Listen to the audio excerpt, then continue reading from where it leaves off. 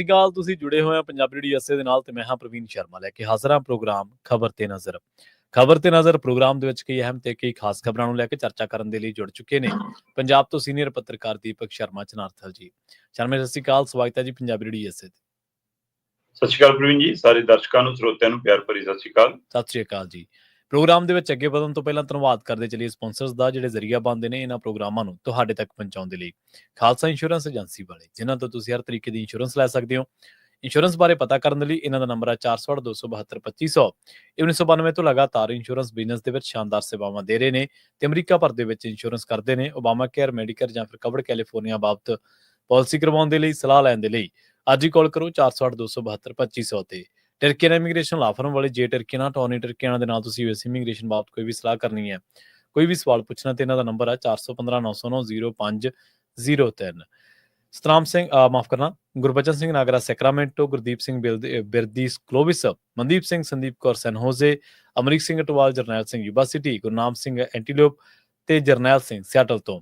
ਇਹਨਾਂ ਸਾਰੇ ਹੀ ਸਪਾਂਸਰਸ ਦਾ ਬਹੁਤ ਬਹੁਤ ਧੰਨਵਾਦ। ਤੇ ਜੇਕਰ ਤੁਸੀਂ ਵੀ ਪੰਜਾਬੀ ਰੇਡੀਓ ਐਸੇ ਦੇ ਇਹਨਾਂ ਪ੍ਰੋਗਰਾਮਾਂ ਨੂੰ ਸਪਾਂਸਰ ਕਰਨਾ ਚਾਹੁੰਦੇ ਹੋ ਤਾਂ ਸਟੂਡੀਓ ਦਾ ਨੰਬਰ ਹੈ 468-272-5200। ਅੱਜ ਦਾ ਇਹ ਖਬਰ ਤੇ ਨਜ਼ਰ ਪ੍ਰੋਗਰਾਮ ਸਾਲ 2025 ਦੀ 1 ਮਈ ਦਾ ਪ੍ਰੋਗਰਾਮ ਹੈ ਤੇ ਦਿਨ ਅੱਜ ਵੀਰਵਾਰ ਹੈ। ਖਬਰਾਂ ਦੀ ਸ਼ੁਰੂਆਤ ਕਰੀਏ ਇਸ ਵੇਲੇ ਦੇ ਸਭ ਤੋਂ ਵੱਡੇ ਮਸਲੇ ਤੋਂ। ਆਪਾਂ ਲਗਾਤਾਰ 2-3 ਦਿਨਾਂ ਤੋਂ ਇਹਦੇ ਵੱਖ-ਵੱਖ ਪਹਿਲੂਆਂ ਤੇ ਚਰਚਾ ਕਰ ਰਹੇ ਹਾਂ। ਪਾਣੀਆਂ ਦਾ ਜਿਹੜਾ ਮਾਮਲਾ ਹੈ, ਪਾਣੀਆਂ ਦਾ ਮਾਮਲਾ ਨਾ ਕਹਿ ਕੇ ਹੁਣ ਤਾਂ ਪਾਣੀਆਂ ਦੀ ਲੋਟੀ ਕਹਿ ਲਈਏ। ਕਹਿੰਦੇ ਅਜੇ ਤਾਂ ਭਾਜਪਾ ਦੀ ਸਰਕਾਰ ਬਣੀ ਨਹੀਂ ਪੰਜਾਬ ਦੇ ਵਿੱਚ, ਜੇਕਰ ਬਣ ਜਾਂਦੀ ਤਾਂ ਫੇਰ ਕੀ ਹੋਊਗਾ? ਪ੍ਰਵੀਨ ਜੀ, ਕੋਈ ਸ਼ੱਕ ਨਹੀਂ ਪਾਣੀਆਂ ਨੂੰ ਅੱਗ ਲੱਗੀ ਆ ਤੇ ਇਹਦਾ ਸੇਕ ਅਸੀਂ ਚੱਲ ਰਹੇ ਹਾਂ ਜੀ। ਬਿਲਕੁਲ। ਔਰ ਇਹ ਪਹਿਲੀ ਵਾਰ ਨਹੀਂ ਹੈ ਪੰਜਾਬ ਦੇ ਪਾਣੀਆਂ ਤੇ ਹਰ ਸਮੇਂ ਡਾਕਾ ਪੈਂਦਾ ਰਿਹਾ। ਚਾਹੇ ਉਹ ਮੁਲਕ ਦੀ ਵੰਡ ਦਾ ਮਸਲਾ ਹੋਵੇ ਤੇ ਚਾਹੇ ਉਹ ਸੂਬਿਆਂ ਦੀ ਵੰਡ ਦਾ ਮਸਲਾ ਹੋਵੇ, ਡਾਕਾ ਪੰਜਾਬ ਦੇ ਸੰਸਾਧਨਾਂ ਤੇ ਪਿਆ। ਇਸ ਮੌਕੇ ਕੇਂਦਰ 'ਚ ਬੀਜੇਪੀ ਦੀ ਸਰਕਾਰ ਜੀ, ਹਰਿਆਣਾ 'ਚ ਬੀਜੇਪੀ ਦੀ ਸਰਕਾਰ ਹੈ ਜੀ, ਰਾਜਸਥਾਨ 'ਚ ਬੀਜੇਪੀ ਦੀ ਸਰਕਾਰ ਹੈ, ਦਿੱਲੀ 'ਚ ਬੀਜੇਪੀ ਦੀ ਸਰਕਾਰ ਹੈ ਤੇ ਸਾਰੀ ਜੁੰਡਲੀ ਇਕੱਠੀ ਹੋ ਕੇ ਪੰਜਾਬ ਦਾ ਪਾਣੀ ਲੁੱਟਣਾ ਚਾਹੁੰਦੀ ਹੈ। ਉਹ ਕਹਿੰਦੇ 2027 'ਚ ਅਸੀਂ ਪੰਜਾਬ 'ਚ ਰਾਜ ਕਰਨਾ। ਤੁਸੀਂ ਇਹ ਦੇਖੋ ਕਿ ਰਿਪੇਰੀਅਨ ਲਾ ਨੂੰ ਇਹਨਾਂ ਨੇ ਛਿੱਕੇ ਟੰਗਤਾ। ਰਿਪੇਰੀਅਨ ਲਾ ਸਿੱਧਾ ਸਪਸ਼ਟ ਬਿਆਨੀਆਂ ਕਰਦਾ ਹੈ ਕਿ ਬਈ ਦਰਿਆਵਾਂ ਦੇ ਆਲੇ ਦੁਆਲੇ ਬਸਣ ਵਾਲੇ ਲੋਕ ਉਸ ਦਰਿਆ ਦੇ ਮਾਲਕ ਹੁੰਦੇ ਨੇ। ਬਿਲਕੁਲ ਸਹੀ ਹੈ ਜੀ। ਜੇ ਉਹ ਦਰਿਆ ਹਿਮਾਚਲ 'ਚ ਬਹਿ ਰਹੇ ਨੇ ਤਾਂ ਹਿਮਾਚਲ ਦੇ ਲੋਕ ਉਹਦੇ ਮਾਲਕ ਨੇ। ਜਦੋਂ ਉਹ ਦਰਿਆ ਧਰਤੀ ਤੇ ਉਤਰ ਕੇ ਪੰਜਾਬ 'ਚ ਦਾਖਲ ਹੋਏ ਤਾਂ ਪੰਜਾਬ ਦੇ ਲੋਕ ਉਹਦੇ ਮਾਲਕ ਨੇ।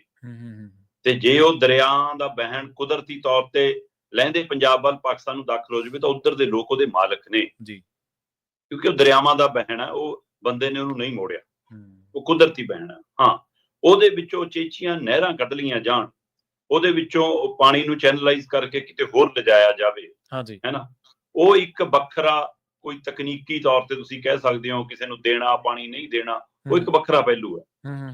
ਹੁਣ ਉਸ ਪਹਿਲੂ ਦੇ ਆਧਾਰ ਤੇ ਜੇਕਰ ਤੁਸੀਂ ਇਹ ਕਹਿੰਦੇ ਹੋ ਕਿ ਪੰਜਾਬ ਦੇ ਵਿੱਚੋਂ ਨਿਕਲਿਆ ਹਰਿਆਣਾ, ਇਸ ਲਈ ਉਹਦਾ ਇਹਨਾਂ ਦਰਿਆਵਾਂ ਤੇ ਹੱਕ ਬਣਦਾ, ਪਰ ਉਹ ਤਾਂ ਬਣਦਾ ਜੇ ਦਰਿਆ ਵੰਡੇ ਜਾਂਦੇ। ਜੀ ਜੀ। ਜਦੋਂ ਦਰਿਆ ਉਸ ਖੇਤਰ 'ਚ ਆਏ ਹੋ ਨਹੀਂ, ਫਿਰ ਹੱਕ ਕਿਵੇਂ? ਤੇ ਜੇ ਇਹੀ ਗੱਲ ਸੀ ਤਾਂ ਫਿਰ ਜਿਹੜੀ ਜਮਨਾ ਤੁਹਾਡੇ ਕੰਨੀ ਆ ਉਹਦੇ ਤੇ ਸਾਡਾ ਹੱਕ ਵਾਲਾ ਪਾਣੀ ਕਿੱਥੇ ਗਿਆ? ਇਸ ਤੋਂ ਗਾਂ ਪੰਜਾਬ ਤੇ ਹਰਿਆਣਾ ਨੂੰ ਤਾਂ ਫਿਰ ਵੀ ਤੁਸੀਂ ਇਹ ਕਹਿ ਦੋ ਕਿ ਚਲੋ ਜੀ ਚਾਹੇ ਜੋ ਮਰਜ਼ੀ ਆ, ਆਪਸ 'ਚ ਵੰਡ ਤਾਂ ਪਈ ਆ ਨਾ, ਇੱਕੋ ਘਰ 'ਚੋਂ ਨਿਕਲੇ ਆ। ਰਾਜਸਥਾਨ ਦਾ ਕੀ ਮਤਲਬ ਸਾਡੇ ਪਾਣੀਆਂ 'ਚ ਹਿੱਸੇਦਾਰੀ ਦਾ? ਦਿੱਲੀ ਦਾ ਕੀ ਮਤਲਬ ਸਾਡੇ ਪਾਣੀ 'ਚ ਹਿੱਸੇਦਾਰੀ ਦਾ? ਸਹੀ ਹੈ, ਠੀਕ ਹੈ, ਤੁਸੀਂ ਮਾਨਵਤਾ ਦੇ ਨਾਂ ਤੇ ਪੀਣ ਵਾਲੇ ਪਾਣੀ ਦੀ ਗੱਲ ਕਰਦੇ ਹੋ, ਸਾਡੇ ਕੋਲ ਹੈਗਾ ਜੀ, ਪਾਣੀ ਜੀਵਨ ਹੈ, ਇਸ ਲਈ ਲੈ ਰਹੇ ਹੋ, ਫਿਰ ਉਹਦਾ ਮੁੱਲ ਦੇ ਦਿਓ। ਰਾਜਸਥਾਨ ਨੂੰ ਪੁੱਛੋ ਨਾ ਕਿ ਤੁਸੀਂ ਮਤਲਬ ਜਿਹੜਾ ਪੱਥਰ ਨਿਕਲਦਾ ਮੁਫਤ ਦਿੰਦੇ ਹੋ ਕਿਸੇ ਨੂੰ? ਸਹੀ ਹੈ। ਜਿਹੜੀਆਂ ਖਾਨਾਂ ਚੋਂ ਕੋਲਾ ਨਿਕਲਦਾ ਉਹ ਮੁਫਤ ਦਿੰਦੇ ਨੇ, ਹੀਰਾ ਨਿਕਲਦਾ ਉਹ ਮੁਫਤ ਦਿੰਦੇ ਨੇ। ਜੇ ਉਹ ਕੁਦਰਤੀ ਸੰਸਾਧਨਾਂ ਦੇ ਹਵਾਲੇ ਨਾਲ ਕਿ ਸਾਡੇ ਕੋਲ ਆਹੀ ਸਾਧਨ ਹੈ ਤੇ ਪੰਜਾਬ ਕੋਲ ਪਾਣੀ ਹੈ, ਇਹੀ ਦਿੱਲੀ ਹਿਮਾਚਲ ਨੂੰ ਪੈਸੇ ਅਦਾ ਕਰ ਰਹੀ ਹੈ ਹੁਣ। ਹਾਂਜੀ ਹਾਂਜੀ, ਬਿਲਕੁਲ। ਤੇ ਪੰਜਾਬ ਦੀ ਵਾਰੀ ਇਹ ਤਕਲੀਫ ਹੈ। ਹੁਣ ਇਹ ਸਾਰੀ ਪ੍ਰਕਿਰਿਆ ਦੇ ਵਿੱਚ ਜੇ ਇਸ ਨੂੰ ਰਾਜਨੀਤਿਕ ਤੌਰ ਤੇ, ਤਕਨੀਕੀ ਤੌਰ ਤੇ, ਸਿੱਧੇ ਸਿਧਾਂਤਕ ਤੌਰ ਤੇ ਸਮਝਣਾ ਹੋਵੇ ਤਾਂ ਮਸਲਾ ਪੰਜਾਬ ਤੇ ਹਰਿਆਣਾ ਦਾ, ਕਿਉਂਕਿ ਅਸੀਂ ਇੱਕੋ ਘਰ ਦੋ ਅੱਡ ਹੋਏ ਆ। ਇਹ ਵੱਖਰਾ ਸਵਾਲ ਵੀ ਲਾਂਭੇ ਰੱਖ ਦੋ ਕਿ ਤੁਸੀਂ ਹਾਂ ਰਿਪੇਰੀਅਨ ਲਾ ਵੀ, ਤਾਂ ਫਿਰ ਮੈਂਬਰ ਵਿੱਚ ਬਤੌਰ ਵੋਟਿੰਗ ਕਰਨ ਦੇ ਲਈ ਹਰਿਆਣਾ ਤੇ ਇਲਾਵਾ ਦਿੱਲੀ ਤੇ ਰਾਜਸਥਾਨ ਕਿਵੇਂ ਬੈਠ ਸਕਦੇ? ਪਰ ਅਗਲਿਆਂ ਨੇ ਕਰਾਇਆ।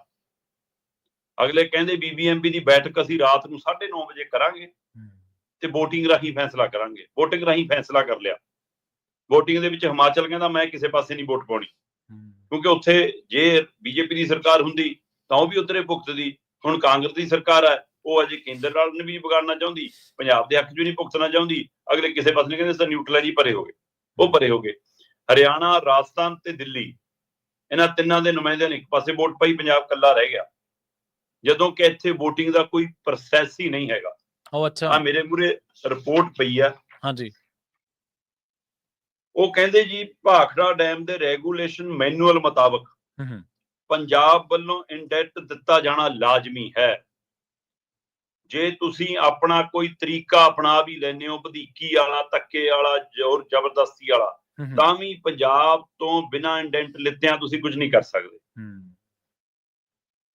ਹੁਣ ਇੱਥੇ ਤਕਨੀਕੀ ਤੌਰ ਤੇ ਸਮਝਣ ਦੀ ਲੋੜ ਆ ਕਿ ਬੀਜੇਪੀ ਕਹਿੰਦੀ ਅਸੀਂ ਪੰਜਾਬ ਹਤੈਸ਼ੀਆਂ, ਅਸੀਂ ਸਿੱਖ ਹਤੈਸ਼ੀਆਂ, ਅਸੀਂ ਕਿਸਾਨੀ ਹਤੈਸ਼ੀਆਂ, ਸਾਰੇ ਟੈਗ ਟੰਗ ਕੇ ਤੁਰਦੀ ਆ। ਤੇ ਪੰਜਾਬ 'ਚ ਸਿੱਖ ਨਹੀਂ ਵੱਸਦੇ, ਪੰਜਾਬ 'ਚ ਕਿਸਾਨ ਨਹੀਂ ਵੱਸਦੇ। ਬਿਲਕੁਲ ਸਹੀ ਹੈ ਨਾ।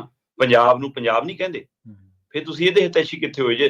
ਤੁਸੀਂ ਸਾਡੇ ਸੰਸਾਧਨਾਂ ਦੀ ਲੁੱਟ ਤੇ ਆ ਗਏ, ਤੁਸੀਂ ਧੱਕੇ ਨਾਲ ਆ ਗਏ, ਹੈ ਨਾ, ਸਾਰੇ ਹਮਲਾਵਰ ਹੋ ਕੇ ਇਕੱਠੇ ਹੋ ਕੇ ਆ ਗਏ। ਮੈਂ ਪਹਿਲੇ ਦਿਨ ਹੀ ਗੱਲ ਕੀਤੀ ਸੀ ਕਿ ਖੱਟਰ ਹਰਿਆਣੇ ਦਾ ਮੰਤਰੀ ਬਣ ਕੇ ਨਾ ਵਿਚਰੇ, ਮੁਲਕ ਦਾ ਮੰਤਰੀ ਆ। ਸਹੀ ਹੈ, ਬਿਲਕੁਲ। ਪ੍ਰਧਾਨ ਮੰਤਰੀ ਪੂਰੇ ਮੁਲਕ ਦਾ ਪ੍ਰਧਾਨ ਮੰਤਰੀ ਆ, ਕੱਲੀ ਬੀਜੇਪੀ ਵਾਲੇ ਰਾਜ ਕਰਨ ਵਾਲੇ ਸੂਬਿਆਂ ਦਾ ਪ੍ਰਧਾਨ ਮੰਤਰੀ ਨਹੀਂ ਆ। ਪਰ ਇਸ ਤਰ੍ਹਾਂ ਹੋ ਰਿਹਾ ਜਨਾਬ।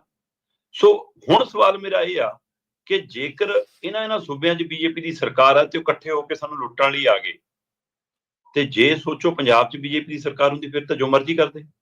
ਇਹਦਾ ਮਤਲਬ ਤੁਹਾਡੀ ਮਨਸ਼ਾ ਪੰਜਾਬ ਨੂੰ ਡਿਸਟਰਬ ਕਰਨ ਦੀ ਆ, ਪੰਜਾਬ ਨੂੰ ਲੁੱਟਣ ਦੀ ਆ। ਇਹਦੇ ਵਿੱਚ ਕੋਈ ਦੋ ਰਾਏ ਨਹੀਂ ਕਿ ਇਹ ਕਲੇਸ਼ ਸਾਡੇ ਗਲ ਪਿਛਲੀਆਂ ਪਾਰਟੀਆਂ ਦਾ ਪਾਇਆ ਹੋਇਆ ਹੈ। ਇੰਦਰਾ ਨੇ ਇਸ ਨੂੰ ਹਵਾ ਦਿੱਤੀ, ਹੈ ਨਾ, ਟੱਕ ਲਵਾ, ਨਹਿਰ ਸ਼ੁਰੂ ਕਰਾ, ਸਾਡੇ ਮੁੱਖ ਮੰਤਰੀ ਤੋਂ ਕਹਿੰਦੇ ਜੀ ਰਫਲ ਦੇ ਰਿਵਾਲਵਰ ਦੇ ਉਹਦੇ ਨਾਲ ਮਤਲਬ ਗਨ ਪੁਆਇੰਟ ਤੇ ਉਦੋਂ ਦਸਤਖਤ ਕਰਾ, ਹੈ ਨਾ।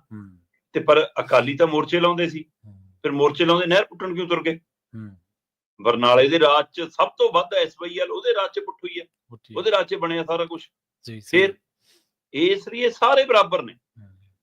ਹਾਂ, ਹੁਣ ਵਾਲੀ ਮਾਨ ਸਰਕਾਰ ਆਪਣੇ ਆਪ ਨੂੰ ਹੁਣ ਸ਼ਹੀਦ ਅਖਵਾਉਣਾ ਚਾਹੁੰਦੀ ਆ ਕਿ ਅਸੀਂ ਪੰਜਾਬ ਦਾ ਪਾਣੀ ਰੋਕ ਲਿਆ। ਭਰਾਵਾ, ਸਭ ਨੂੰ ਚੇਤੇ ਆ ਕਿ ਜਦੋਂ ਰਾਜਸਥਾਨ 'ਚ ਚੋਣਾਂ ਸੀ ਤਾਂ ਇਹੀ ਨਹਿਰਾਂ ਡੱਕ ਕੇ ਤੁਸੀਂ ਵੱਧ ਪਾਣੀ ਭੇਜ ਰਹੇ ਸੀ ਪੰਜਾਬ ਦਾ, ਸਾਰਾ ਔਨ ਰਿਕਾਰਡ ਪਿਆ।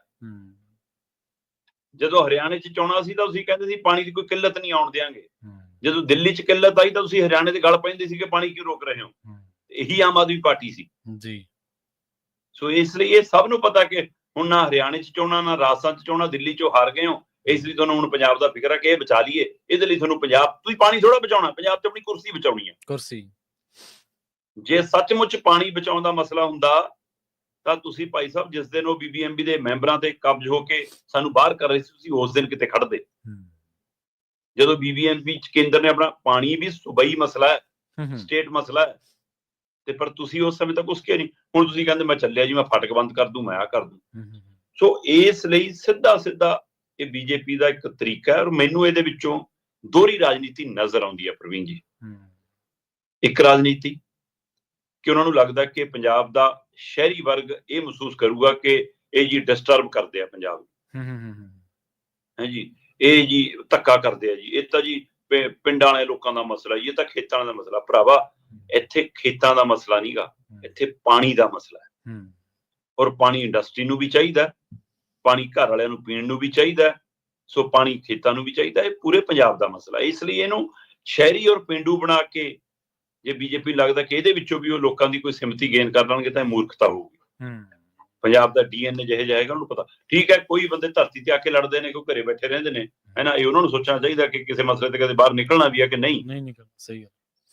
ਹਾਂ, ਦੂਸਰੇ ਪਾਸੇ ਮੈਨੂੰ ਇਹਦੇ ਨਾਲੋਂ ਵੀ ਬੜਾ ਜਿਹੜਾ ਪਹਿਲੂ ਲੱਗਦਾ ਜੀ, ਉਹ ਮੈਨੂੰ ਲੱਗਦਾ ਕਿ ਜਿਹੜੀ ਸਾਂਝ ਦਿੱਲੀ ਕਿਸਾਨ ਅੰਦੋਲਨ 'ਚ ਪੰਜਾਬ ਹਰਿਆਣਾ ਦੀ ਬਣੀ ਆ, ਜਾਂ ਰਾਜਸਥਾਨ ਤੇ ਹੋਰਨਾਂ ਸੂਬਿਆਂ 'ਚ ਕਿਸਾਨਾਂ ਦੀ ਸਾਂਝ ਨਾਲ ਲੋਕ ਸਾਂਝ ਬਣੀ ਆ, ਆਮ ਸਾਂਝ ਬਣੀ ਆ, ਇੱਕ ਦੂਏ ਪ੍ਰਤੀ ਨਫ਼ਰਤ ਦੀ ਭਾਵਨਾ ਮੁੱਕ ਗਈ। ਤੁਸੀਂ ਹੁਣ ਵੀ ਆ ਪਾਣੀਆਂ ਦੀ ਲੜਾਈ 'ਚ ਸਰਕਾਰ ਟੂ ਸਰਕਾਰ ਹੈ, ਲੋਕਾਂ ਦੇ ਅੰਦਰ ਆਪਸ 'ਚ ਰੋਸਾ ਨਹੀਂ ਆ ਜੀ। ਪਰ ਹੁਣ ਜਿਹੜਾ ਤਰੀਕਾ ਅਪਣਾਇਆ ਜਾ ਰਿਹਾ, ਮਤਲਬ 1700 ਕਿਊਸਕ ਪਾਣੀ ਇਹਨਾਂ ਨੂੰ ਹਰਿਆਣੇ ਦੀ ਬੱਸੋਂ ਦੇ ਹਿਸਾਬ ਨਾਲ ਪੀਣ ਲਈ ਚਾਹੀਦਾ ਜੀ ਜੀ। ਪਰ 4000 ਕਿਊਸਕ ਜਾ ਰਿਹਾ ਤੇ ਪਰ ਕਹਿੰਦੇ ਜੀ ਅਸੀਂ ਹਰਿਆਣੇ ਦੇ ਪਿੰਡਾਂ ਨੂੰ ਇੱਕ ਦਿਨ ਛੱਡ ਕੇ ਪਾਣੀ ਦੇਵਾਂਗੇ ਥੋੜਾ ਥੋੜਾ, ਸ਼ਹਿਰਾਂ 'ਚ ਇੱਕ ਦਿਨ 'ਚ ਇੱਕ ਵਾਰ ਆਇਆ ਕਰੂਗਾ ਥੋੜਾ ਜਿਹਾ ਪਾਣੀ। ਮਤਲਬ ਕੀ ਹਰਿਆਣਾ ਜਾਣਬੁੱਝ ਕੇ ਦਿਖਾ ਰਿਹਾ ਹੁਣ? ਤੁਹਾਡੇ ਬਾਕੀ ਕੰਮ ਪ੍ਰਭਾਵਿਤ ਹੋ ਸਕਦੇ ਆ, ਇੰਡਸਟਰੀ ਤੇ ਅਸਰ ਪੈ ਸਕਦਾ ਹੈ, ਸਿੰਚਾਈ ਤੇ ਅਸਰ ਪੈ ਸਕਦਾ, ਪਰ ਪੀਣ ਵਾਲੇ ਪਾਣੀ ਦੀ ਕਮੀ ਨਹੀਂ, ਉਲਟਾ ਦੁੱਗਣਾ ਜਾ ਰਿਹਾ, ਜਿੰਨਾ ਚਾਹੀਦਾ ਉਹਨਾਂ ਨੂੰ ਵੱਧ, ਦੁੱਗਣੇ ਤੋਂ ਵੱਧ ਜਾ ਰਿਹਾ। ਫਿਰ ਇਹਦਾ ਮਤਲਬ ਤੁਸੀਂ ਉੱਥੇ ਦੇ ਲੋਕਾਂ ਨੂੰ, ਪੰਜਾਬ ਦੇ ਲੋਕਾਂ ਖਿਲਾਫ ਖੜਾ ਕਰਨਾ ਚਾਹੁੰਦੇ ਹੋ। ਤੁਸੀਂ ਉੱਥੋਂ ਦੀ ਕਿਸਾਨੀ ਨੂੰ ਵੀ, ਉੱਥੋਂ ਦੇ ਆਮ ਵਰਗ ਨੂੰ ਵੀ, ਸ਼ਹਿਰੀ ਨੂੰ ਵੀ, ਪਿੰਡ ਨੂੰ ਵੀ ਤੁਸੀਂ ਪੰਜਾਬ ਪ੍ਰਤੀ ਨਫ਼ਰਤ ਪੈਦਾ ਕਰਨਾ ਚਾਹੁੰਦੇ ਹੋ। ਇਹਦਾ ਮਤਲਬ ਇਹ ਰਾਜਨੀਤੀ ਹੈ ਜੀ, ਬਿਲਕੁਲ। ਸੋ ਮੈਨੂੰ ਇਹ ਲੱਗਦਾ ਕਿ ਸਾਰੀਆਂ ਧਿਰਾਂ ਨੂੰ ਇਹ ਪਛਾਣ ਲੈਣਾ ਚਾਹੀਦਾ ਕਿ ਭਾਈ ਜੇ ਕਾਂਗਰਸੀ ਚੱਜਦੇ ਹੁੰਦੇ, ਜੇ ਅਕਾਲੀ ਚੱਜਦੇ ਹੁੰਦੇ, ਜੇ ਆਪ ਵਾਲੇ ਚੱਜਦੇ ਹੁੰਦੇ ਤਾਂ ਅੱਜ ਸਾਨੂੰ ਆਹ ਦਿਨ ਦੇਖਣੇ ਹੀ ਨਾ ਪੈਂਦੇ। ਪਰ ਇਹਦਾ ਮਤਲਬ ਇਹ ਨਹੀਂਗਾ ਕਿ ਜੇ ਹੁਣ ਇਹ ਚੱਜਦੇ ਨਿਕਲੇ ਤਾਂ ਆਹ ਜਿਹੜੀ ਧਿਰ ਬਾਹਰ ਬੈਠ ਕੇ ਲੁੱਟੀ ਜਾਂਦੀ ਹੈ, ਜਿਹੜੀ ਅਜੇ ਪੰਜਾਬ 'ਚ ਦਾਖਲ ਨਹੀਂ ਹੋਈ ਪੂਰੀ ਤਰ੍ਹਾਂ, ਹੈ ਨਾ। ਹੁਣ ਕਹਿੰਦੇ ਜੀ ਪ੍ਰਧਾਨ ਮੰਤਰੀ ਦੇ ਦਖਲ ਤੇ ਤਾਂ ਕਰਨਾ ਹੀ ਪਊਗਾ, ਜੇ ਉਹਨੇ ਹੁਕਮ ਦਿੱਤਾ ਫਿਰ ਕਰਨਾ ਹੀ ਪਊਗਾ, ਹੈ ਨਾ। ਹੋ ਸਕਦਾ ਜੀ ਤੁਸੀਂ ਉਹਦਾ ਵੀ ਹੁਕਮ ਲਿਆ, ਉਹ ਕੋਈ ਬੜੀ ਗੱਲ ਨਹੀਂ ਗੀ, ਕਿਉਂਕਿ ਉਹ ਵੀ ਪ੍ਰਧਾਨ ਮੰਤਰੀ ਘੱਟ ਤੇ ਪਾਰਟੀ ਦੇ ਬੁਲਾਰੇ ਵੱਧ ਬਣ ਕੇ ਵਿਚਰਦੇ। ਹੋ ਸਕਦਾ ਫਿਰ ਉਹ ਵੀ ਹੋ ਜਾਵੇ, ਪਰ ਇੱਥੋਂ ਅੰਦਾਜ਼ਾ ਲਾਉਣ ਦੀ ਲੋੜ ਹੈ ਕਿ ਅਜੇ ਤਾਂ ਪੰਜਾਬ 'ਚ ਬੀਜੇਪੀ ਆਈ ਨਹੀਂ। ਜੇ ਅਜੇ ਸਾਡੇ ਸਾਧਨਾਂ ਦੀ ਲੁੱਟ ਅਜੇ ਆ ਗਈ ਫਿਰ ਤਾਂ ਸ਼ਰੇਆਮ ਲੁੱਟਣਗੇ ਬਾਈ, ਸੋਚ ਕੇ ਰੱਖਣਾ ਚਾਹੀਦਾ। ਜੀ ਬਿਲਕੁਲ। ਦੇਖੋ ਸ਼ਰਮਾ ਜੀ, ਤੁਸੀਂ ਬਹੁਤ ਭਰਤੀ ਦਾ ਵਿਸ਼ਲੇਸ਼ਣ ਕੀਤਾ ਔਰ ਬੜੀ ਵਾਜਬ ਤਰੀਕੇ ਦੇ ਨਾਲ ਜਿਹੜਾ ਪੰਜਾਬ ਦਾ ਜਿਹੜਾ ਦਾਅਵਾ ਸੀ ਉਹਨੂੰ ਪੇਸ਼ ਵੀ ਕੀਤਾ, ਤੇ ਨਾਲ ਜਿਹੜੀਆਂ ਸਾਡੀਆਂ ਵਿਸਲ ਗਈਆਂ ਦੂਜੀਆਂ ਧਿਰਾਂ ਤੇ ਸਾਡਾ ਇੱਕ ਵਰਗ ਆ ਜਿਹੜਾ ਇਹਨਾਂ ਮਾਮਲਿਆਂ 'ਚ ਹਮੇਸ਼ਾ ਉਹਦੀ ਹਾਜ਼ਰੀ ਨਦਾਰਦ ਵਰਗੀ ਹੁੰਦੀ ਆ। ਪਰ ਸ਼ਰਮਾ ਜੀ, ਇੱਕ ਗੱਲ ਇਹ ਵੀ ਦੇਖੋ ਵੀ ਕਦੇ ਇਹਨਾਂ ਸੂਬਿਆਂ ਨੇ ਜਿਹੜੇ ਅੱਜ ਵੋਟਿੰਗ ਕਰਨ ਲਈ ਆਏ ਨੇ, ਜਿਹੜਾ ਤੁਸੀਂ ਸੰਵਿਧਾਨ ਵੀ ਦੱਸਿਆ, ਖਰੜਾ ਵੀ ਦੱਸਿਆ ਤੁਸੀਂ, ਕਦੇ ਇਹਨਾਂ ਨੇ ਜਦੋਂ ਨੁਕਸਾਨ ਹੁੰਦਾ ਕਦੇ ਉਦੋਂ ਆਏ ਨੇ ਜਦੋਂ ਫਲੱਡ ਗੇਟ ਖੋਲ੍ਹਦੇ ਨੇ, ਪੰਜਾਬ ਦੇ ਪਿੰਡਾਂ ਦੇ ਪਿੰਡ ਉੱਜੜ ਜਾਂਦੇ ਨੇ। ਰਿਪੇਰੀਅਨ ਰਾਜ ਦਾ ਮਤਲਬ ਇਹ ਮਾਲਕ ਤਾਂ ਹੁੰਦਾ ਹੀ ਹੈ, ਪਰ ਮਾਲਕ ਤਾਂ ਹੁੰਦਾ ਕਿਉਂਕਿ ਨੁਕਸਾਨ ਚੱਲਦਾ। ਪ੍ਰਵੀਨ ਜੀ, ਜਿਨ੍ਹਾਂ ਦਿਨਾਂ 'ਚ ਡੈਮ ਫੁੱਲ ਹੋ ਜਾਂਦੇ ਨੇ, ਪਾਣੀ ਰਿਲੀਜ਼ ਕਰਨਾ ਪੈਂਦਾ ਹੈ ਨਾ, ਜਾਂ ਮਤਲਬ ਕਿ ਵੱਧ ਪਾਣੀ ਆ ਜਾਂਦਾ, ਮੀਂਹ ਵਾਲੇ ਦਿਨਾਂ 'ਚ ਭਰ ਜਾਂਦੇ ਨੇ, ਫਿਰ ਉਹਨਾਂ ਦਿਨਾਂ 'ਚ ਇਹਨਾਂ ਹੀ ਸੂਬਿਆਂ ਦੀਆਂ ਚਿੱਠੀਆਂ ਆਉਂਦੀਆਂ ਨੇ ਕਿ ਸਾਡਾ ਪਾਣੀ ਘਟਾ ਲਓ ਜੀ, ਅਸੀਂ ਅਗਲੇ ਮਹੀਨੇ 'ਚ ਲਵਾਂਗੇ, ਅਜੇ ਨਹੀਂ ਅਸੀਂ ਲੈਣਾ। ਹਾਂਜੀ, ਬਿਲਕੁਲ ਬਿਲਕੁਲ।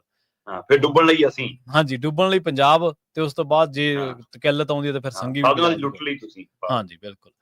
ਅਗਲੀ ਗੱਲ ਕਰੀਏ, ਡੈਮ ਦੇ ਕੰਟਰੋਲ ਰੂਮ ਆ ਜਿਹੜੇ, ਉਹਨਾਂ ਨੂੰ ਕਹਿੰਦੇ ਪੰਜਾਬ ਪੁਲਿਸ ਨੇ ਤਾਲਾ ਜੜਤਾ ਤੇ ਚਾਬੀਆਂ ਲਕੋਲੀਆਂ।